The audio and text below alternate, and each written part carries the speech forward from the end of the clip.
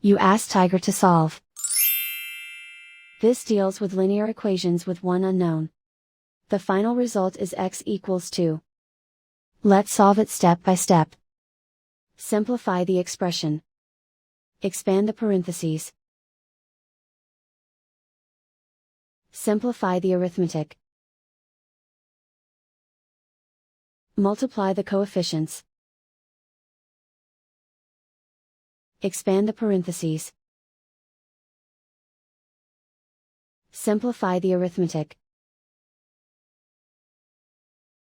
Expand the parentheses. Group like terms. Simplify the arithmetic. Group all constants on the right side of the equation.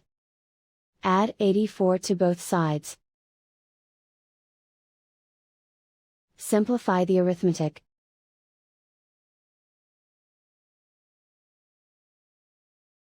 Isolate the x. Divide both sides by 42. Simplify the fraction.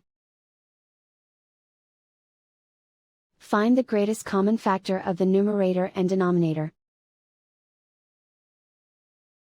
Factor out and cancel the greatest common factor.